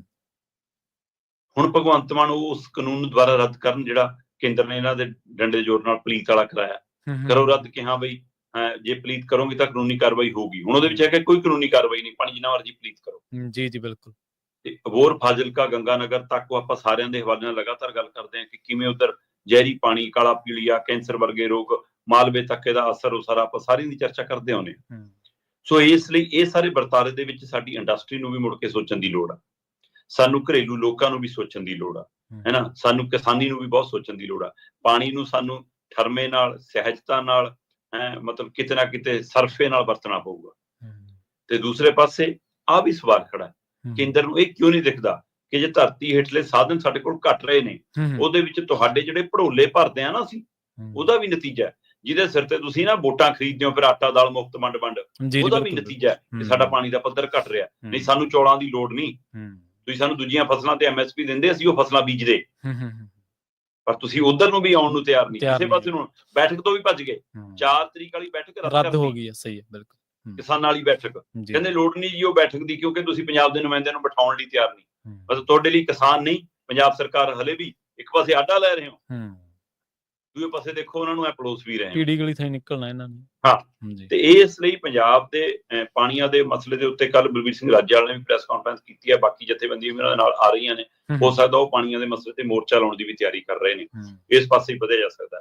ਪਰ ਬਿਲਕੁਲ ਜੀ 118 ਬਲਾਕ ਸਾਡੇ ਬਿਲਕੁਲ ਰੈੱਡ ਜ਼ੋਨ ਚ ਨੇ। ਕਈ ਬਲਾਕਾਂ ਚ ਤਾਂ ਪੀਣ ਲਾਇਕ ਪਾਣੀ ਵੀ ਨਹੀਂ ਹੈਗਾ। ਸੋ ਇਸ ਲਈ ਉਹ ਨਹਿਰੀ ਪਾਣੀ ਤੇ ਨਿਰਭਰ ਨੇ, ਤੇ ਜੇ ਸਾਡਾ ਧਰਤੀ ਹੇਠਲਾ ਪਾਣੀ ਘਟਦਾ ਤਾਂ ਫਿਰ ਸਾਨੂੰ ਨਹਿਰੀ ਪਾਣੀ ਦੀ ਲੋੜ ਪੈਣੀ। ਉਸ ਨੂੰ ਅਜੇ ਤੱਕ ਪੂਰੀ ਤਰ੍ਹਾਂ ਚੈਨਲਾਈਜ਼ ਨਹੀਂ ਕੀਤਾ ਜਾ ਸਕਿਆ। ਬੇਸ਼ੱਕ ਪਹਿਲਾਂ ਨਾਲੋਂ ਕੁਝ ਦੁਰਸਤ ਹੋਇਆ, ਖੇਤੀ ਲਈ ਉਹ ਪ੍ਰਬੰਧ ਦੁਬਾਰਾ ਬਹਾਲ ਹੋਏ ਨੇ, ਜਿਹੜੇ ਸਾਡੇ ਸੂਏ ਬੰਦ ਪਏ ਸੀ, ਜਿਹੜੇ ਸਾਡੇ ਖਾਲੇ ਬੰਦ ਪਏ ਸੀ, ਉਹਨਾਂ 'ਚ ਕੁਛ ਹੱਦ ਤੱਕ ਭਗਵੰਤ ਮਾਨ ਦੀ ਸਰਕਾਰ ਨੇ ਚੰਗਾ ਕੰਮ ਕੀਤਾ, ਜਿਹੜਾ ਅਕਾਲੀ ਕਾਂਗਰਸੀਆਂ ਸਮੇਂ ਜਮਾਂ ਨਕਾਰਿਆ ਹੋਇਆ ਸੀਗਾ। ਹਾਂ, ਇਹ ਗੱਲ ਵੱਖਰੀ ਹੈ ਕਿ 10 ਪੈਸੇ ਕੰਮ ਕਰਕੇ 100 ਪੈਸੇ ਦਾ ਗੁਣਗਾਨ ਕਰਦੇ ਨੇ, ਹੈ ਨਾ, ਉਹ ਇਹਨਾਂ ਦਾ ਤਰੀਕਾ ਪ੍ਰੋਪੋਗੰਡੇ ਵਾਲਾ ਹੈਗਾ। ਪਰ ਫਿਰ ਵੀ ਇਹ ਖਤਰਾ ਜਦੋਂ ਇਹ ਖੜਾ ਹੈ ਤਾਂ ਫਿਰ ਸਾਨੂੰ ਨਹਿਰੀ ਪਾਣੀ ਦੀ ਸਾਡੀ ਵੀ ਤਾਂ ਲੋੜ ਹੈ। ਤੁਸੀਂ ਹੁਣ ਤੱਕ ਹਰਿਆਣੇ ਨੂੰ ਪੂਰਾ ਜਿੰਨਾ ਚਾਹੀਦਾ ਉਹ ਦਵਾਂਗੇ ਜੀ, ਰਾਜਸਥਾਨ ਨੂੰ ਜਿੰਨਾ ਚਾਹੀਦਾ ਉਹ ਪੂਰਾ ਲਵਾਂਗੇ ਜੀ, ਦਿੱਲੀ ਨੂੰ ਜਿੰਨਾ ਚਾਹੀਦਾ ਪੂਰਾ ਲਵਾਂਗੇ ਜੀ, ਹੈ ਨਾ, ਵਾਧਾ ਤਾਂ ਸਾਨੂੰ ਵੱਧ ਵੀ ਦਿਓ ਜੀ। ਕਦੇ ਸਾਡੇ ਪਾਣੀ ਦੀ ਫਰਮਾਇਸ਼ ਕੀਤੀ ਹੈ ਕਿ ਤੁਹਾਡੇ ਕੋਲ ਵਾਪਸ ਕੀ ਬਚਿਆ, ਕਿੰਨਾ ਰਹਿ ਗਿਆ? ਸਹੀ ਗੱਲ ਆ, ਉਹਦੀ ਕਦੋਂ ਕਰੋਗੇ? ਮੁੜ ਕੇ ਕਦੇ ਝਾਤ ਨਹੀਂ ਮਾਰਨੀ ਉਹਦੀ ਗੱਲ ਤੇ। ਉਸ ਮਸਲੇ ਤੇ ਆ ਜਾਓ ਦੁਬਾਰਾ, ਉਹਦੇ ਪਰ ਆਉਣ ਨੂੰ ਤਿਆਰ ਨਹੀਂ। ਸੋ ਇਸ ਲਈ ਇਹ ਬਿਲਕੁਲ ਬੜਾ ਸਥਿਤੀ ਔਰ ਦੁਨੀਆ ਭਰ ਦੀ ਇਹ ਪਹਿਲੂ ਹੈ ਕਿ ਕਿਤੇ ਨਾ ਕਿਤੇ ਜੇ ਤੀਜਾ ਵਿਸ਼ਵ ਯੁੱਧ ਲੱਗਿਆ ਤਾਂ ਪਾਣੀਆਂ ਨਹੀਂ ਲੱਗੂਗਾ। ਲੋਕ ਤਾਂ ਕਹਿੰਦੇ ਨੇ ਕਿ ਜਿਹੜਾ ਟਰੰਪ ਕੈਨੇਡਾ ਨੂੰ ਆਪਣਾ ਸੂਬਾ ਬਣਾਉਣ ਨੂੰ ਫਿਰਦਾ, ਉਹ ਇਸ ਕੈਨੇਡਾ ਕਰਕੇ ਥੋੜਾ ਪਾਣੀਆਂ ਕਰਕੇ ਬਣਾਉਣ ਨੂੰ ਫਿਰਦਾ। ਇਹ ਗੱਲਾਂ ਨੇ। ਧਰਤੀ ਦਾ ਸਭ ਤੋਂ ਵੱਧ ਵਧੀਆ ਪਾਣੀ ਉਹਨਾਂ ਕੋਲੇ, ਸਭ ਤੋਂ ਜ਼ਿਆਦਾ ਮਾਤਰਾ ਚ। ਬਿਲਕੁਲ ਜੀ। ਦੇਖੋ, ਫੂਡ ਤਾਂ ਆਪਾਂ ਨੂੰ, ਭੋਜਨ ਤਾਂ ਆਪਾਂ ਨੂੰ ਦਿਖਦਾ ਹੀ ਹੈ ਨਾ ਸ਼ਰਮਾ ਜੀ, ਜਿਸ ਤਰੀਕੇ ਨਾਲ ਕਾਰਪੋਰੇਟ ਘਰਾਣੇ ਇਸ ਸੈਕਟਰ ਦੇ ਵਿੱਚ ਉਤਰ ਰਹੇ ਨੇ, ਔਰ ਦੁਨੀਆ ਦੀ ਨਕਸ਼ੇ ਦਾ ਇੱਕ ਵਸੋਂ ਦਾ ਬਹੁਤ ਵੱਡਾ ਹਿੱਸਾ ਭੋਜਨ ਤੋਂ ਮਹਿਰੂਮ ਹੈ। ਉਹਨਾਂ ਕੋਲੇ ਹੈ ਨਹੀਂ ਗਾ ਭੋਜਨ ਕਿਸੇ ਵੀ ਰੂਪ ਦੇ ਵਿੱਚ, ਨਾ ਬਨਸਪਤੀ ਰੂਪ ਦੇ ਵਿੱਚ, ਜਾਂ ਨਾ ਫਲ ਦੇ ਰੂਪ ਦੇ ਵਿੱਚ, ਨਾ ਕਿਸੇ ਹੋਰ ਦੇ। ਸੋ ਇਹ ਤਾਂ ਆਪਾਂ ਨੂੰ ਦਿਖਦਾ ਹੀ ਆ। ਜਾਂਦੇ ਜਾਂਦੇ ਗੱਲ ਕਰੀਏ ਇੱਕ ਸਿਆਸੀ ਹਸਤੀ ਬਾਰੇ, ਜਿਨ੍ਹਾਂ ਨੂੰ ਏਅਰਪੋਰਟ ਤੋਂ ਬੇਰੰਗ ਮੋੜ ਦਿੱਤਾ ਗਿਆ। ਮਾਮਲਾ ਜਿਹੜਾ ਉਹ ਜਾ ਜੁੜਦਾ ਛੋਟੇਪੁਰ ਦੇ ਨਾਲ। ਸੁੱਚਾ ਸਿੰਘ ਛੋਟੇਪੁਰ ਲੰਘੇ ਦਿਨੀ ਅਮਰੀਕਾ ਆਉਣਾ ਚਾਹੁੰਦੇ ਸੀਗੇ ਸ਼ਾਇਦ, ਤੇ ਉਹਨਾਂ ਨੂੰ ਦਿੱਲੀੋਂ ਫਲਾਈਟ ਜਿਹੜੀ ਉਹ ਨਹੀਂ ਫੜਨ ਦਿੱਤੀ ਗਈ। ਪ੍ਰਵੀਨ ਜੀ, ਬਿਲਕੁਲ ਤੁਹਾਡੀ ਗੱਲ ਦਰੁਸਤ ਹੈ ਕਿ ਸੁੱਚਾ ਸਿੰਘ ਛੋਟੇਪੁਰ ਸਿਰਕੱਢ ਲੀਡਰ ਨੇ, ਪੰਜਾਬ ਦੇ ਸਾਬਕਾ ਮੰਤਰੀ ਰਹੇ ਨੇ, ਹੈ ਨਾ, ਆਮ ਆਦਮੀ ਪਾਰਟੀ ਦੇ ਕਨਵੀਨਰ ਰਹੇ ਨੇ, ਪੰਜਾਬ ਦੇ ਵਿੱਚ ਲੀਡ ਕਰਦੇ ਰਹੇ ਨੇ। ਫਿਰ ਉਹ ਤੋਂ ਬਾਅਦ ਉਹਨਾਂ ਨੇ ਆਪਣੀ ਵੱਖਰੀ ਪਾਰਟੀ ਵੀ ਬਣਾਈ ਸੀ, ਹੈ ਨਾ। ਇਹ ਸਾਰੀਆਂ ਅੱਜ ਕੱਲ੍ਹ ਸ਼ਾਇਦ ਅਕਾਲੀ ਦਲ ਚ ਵਾਪਸ ਨੇ ਮੇਰਾ।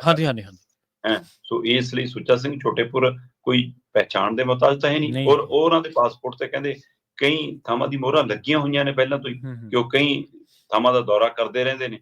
ਸੋ ਇਸ ਸਾਰੀ ਪ੍ਰਕਿਰਿਆ ਦੇ ਵਿੱਚ ਮੈਂ ਦੇਖ ਰਿਹਾ ਸੀਗਾ ਕਿ ਉਹਨਾਂ ਨੇ ਕਈ ਵਾਰ ਵਿਦੇਸ਼ ਯਾਤਰਾ ਕੀਤੀ ਹੈ। ਉਹ ਕਹਿੰਦੇ ਪਰ ਇਸ ਵਾਰ ਜਦੋਂ ਮੈਂ ਏਅਰਪੋਰਟ ਪਹੁੰਚਿਆ, ਬਿਲਕੁਲ ਉਹਨਾਂ ਦੀ ਰਿਸ਼ਤੇਦਾਰੀ ਦੇ ਵਿੱਚ ਬੇਟੀ ਦਾ ਵਿਆਹ ਸੀਗਾ, ਤੇ ਜਿਹਦੇ ਲਈ ਉਹਨਾਂ ਨੇ ਲਾਸ ਐਂਜਲਸ ਆਉਣਾ ਸੀਗਾ, ਤੇ ਉਹਨਾਂ ਦੀ ਕਤਰ ਏਅਰਵੇਜ਼ ਦੀ ਉਡਾਨ ਸੀ 28-29 ਦੀ ਰਾਤ ਨੂੰ। ਤੇ ਪਰ ਇਹ ਤੋਂ ਪਹਿਲਾਂ ਕਿ ਉਹ ਉਹਨਾਂ ਦਾ ਜਹਾਜ਼ ਜੇ ਉਹ ਜਾਂਦੇ ਤੇ ਉਹਨਾਂ ਨੂੰ ਇਮੀਗ੍ਰੇਸ਼ਨ ਵਾਲਿਆਂ ਨੇ ਰੋਕ ਲਿਆ ਤੇ ਪਾਸਪੋਰਟ ਰੱਖ ਕੇ ਕਹਿਤਾ ਕਿ ਤੁਹਾਡੇ ਪਾਸਪੋਰਟ ਦੀ ਦੁਰਵਰਤੋਂ ਹੋਈ ਹੈ।